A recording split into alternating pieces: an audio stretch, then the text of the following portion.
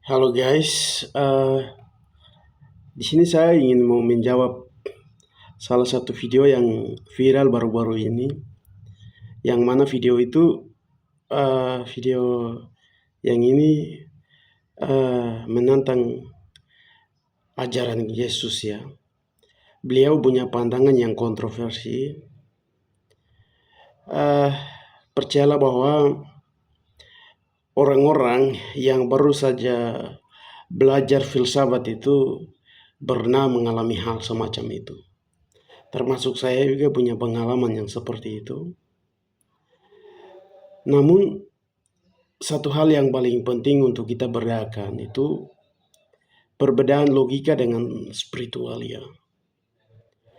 Logika itu mengajarkan kita untuk cara berpikir kritis, tapi itu berkaitan dengan hal-hal yang bersifat konkret, yang terlihat. Nah, sementara spiritualitas itu mengajarkan kita hal-hal yang tidak bisa atau tidak dapat dijelaskan oleh logika. Nah, barangkali uh, beliau yang sedang viral di dalam video yang ini, mungkin beliau salah dalam mempelajari filsafat atau logika. Tapi barangkali ya, orang kalau baru pertama kali belajar filsafat, itu mereka akan meragukan eksistensi Tuhan. Dan itu hal yang sering dialami oleh orang-orang yang belajar filsafat. Karena mereka pada dasarnya menggunakan logika ya. Jadi untuk menanggapi hal ini perlu untuk membaca banyak buku ya, buku-buku tentang ilmu filsafat. Ini buku ilmu filsafat suatu pengantar ini dia mengajarkan tentang bagaimana cara kita menggunakan logika yang benar dan yang salah. Tetapi juga ini dia ada mengajarkan tentang kegunaan filsafat yang benar dan yang salah. Kemudian ini dia salah satu bagian yang dia mengajarkan itu tentang sesat pikir. Di situ ada beberapa komponen yang dikemukakan dan filsafat itu sebenarnya tidak salah. Dia memberikan ilmu pengetahuan yang pasti atau dalam hal ini mencari informasi yang akurat dengan gaya pandangan filsafatnya. Nah,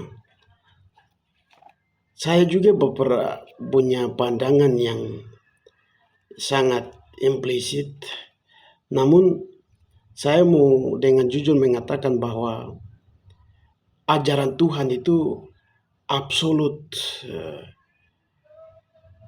dari keimanan kita untuk meyakininya.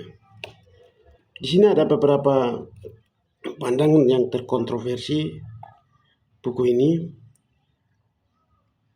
Dia punya judulnya Siapa yang Membuat Alkitab. Di dalam buku ini ada banyak argumen-argumen yang muncul, namun pada akhirnya mereka mengemukakan jawabannya. Tetapi juga ada salah satu buku ini ya. Buku ini dia mengajarkan tentang kedatangan Kristus yang kedua kali dan fenomena-fenomena yang akan terjadi sebelum kedatangan Tuhan Yesus. Jadi buku ini dia mendominasi pandangan dan pikiran Yesus di dalam Injil Yohanes, tetapi juga yang diajarkan Yohanes di dalam Wahyu, bahwa ada banyak kejadian-kejadian fenomena yang akan terjadi pada akhir-akhir kedatangan Tuhan. Jadi buku-buku seperti ini perlu kita membaca di samping kita fanatik terhadap filsafat. Karena filsafat seringkali dia hanya memberikan ilmu-ilmu yang berlawanan dengan kitab suci, tetapi juga ajaran-ajaran Yesus.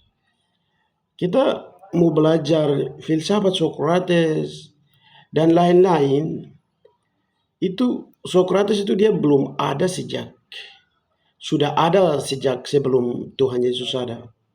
Dia ada di masa sebelum Masehi abad ke-300-an sana. Sementara Tuhan Yesus ada di abad ke-30.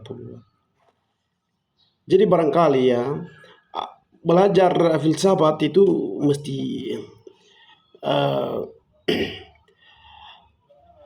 bila-bilakan dulu ya, mencerna pandangan-pandangan filsafat itu. Karena terkadang kesalahan kita dalam menangkapi bacaan itu membuat kita tersesat dalam berpikir. Dan saya mau kasih tahu kepada teman-teman bahwa filsafat itu tidak pernah salah. Yang salah itu saat kita mencerna bacaan filsafat yang kita dapatkan. Ada salah seorang akademikus yang bilang begini, kita di Indonesia itu buta huruf. Buta huruf bukan berarti kita tidak tahu membaca atau tidak tahu menghitung, atau bahkan tidak tahu menulis. Tapi kita kurang dalam literate. Literate itu paham di mana orang memahami si bacaan yang mereka bacakan. Seringkali kita salah dalam menanggapi si bacaan kita. Nah, itulah sebabnya baca buku itu mesti kita kombinasikan realitas hidup dengan bacaan yang kita dapatkan. Saya lebih suka membaca sastra ya, karena sastra itu seni yang lahir dari imajinasi manusia. Artinya dengan membaca sastra kita bisa melihat dunianya orang, seorang penulis, karena itu bagian dari keresahan, gejolak batin yang dia kemukakan. Dari situ kita bisa dapat banyak pengalaman yang tentang kehidupan, tetapi juga tentang perjalanan hidup. Jadi belajar filsafat itu berhati-hati. Berhati-hati dalam hal menanggapi si bacaan yang kau dapatkan. Karena filsafat tidak pernah mengajarkan untuk orang tersesat dalam jalan pikiran mereka. Tetapi filsafat itu menantang bagaimana cara kita menanggapi pikiran itu. Ini hal yang paling penting untuk kita ladeni ya dalam membaca itu. Jadi kesimpulan daripada ini adalah logika itu bisa dapat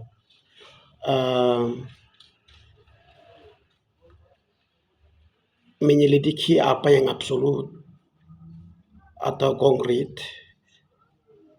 tapi dia tidak bisa menyelidiki apa yang abstrak atau tidak kelihatan. Jadi mesti bijak dalam membaca filsafat, karena filsafat terkadang membawa kesesatan bagi pembaca yang salah menanggapi si bacanya. Maybe so saya berharap teman-teman yang membaca filsafat jangan asal cerna isi bacaan, tapi perlu sekali untuk kita mengolah isi bacaan yang kita dapatkan, dan banyak-banyak membaca buku. Jangan hanya baca buku filsafat, sering-sering baca buku-buku yang ya seperti buku-buku sastra dan sebagainya. Saya dulu hampir tersesat membaca salah satu buku filsafat yang berjudul Dunia Soviet itu. Tapi ya memang awal-awal orang membaca filsafat itu mereka mempertanyakan esensi Tuhan. Tapi kembali lagi kepada pribadi kita masing-masing. Apakah kita terjebak dalam bacaan kita? atau kita menolak isi bacaan itu, tergantung pribadi kita masing-masing. Semoga video ini sedikit memberi nilai tambah atau referensi bagi teman-teman yang baca filsafat ya. Saya dulu suka baca filsafat, tapi setelah saya meminati bacaan sastra, saya jarang sekali baca filsafat.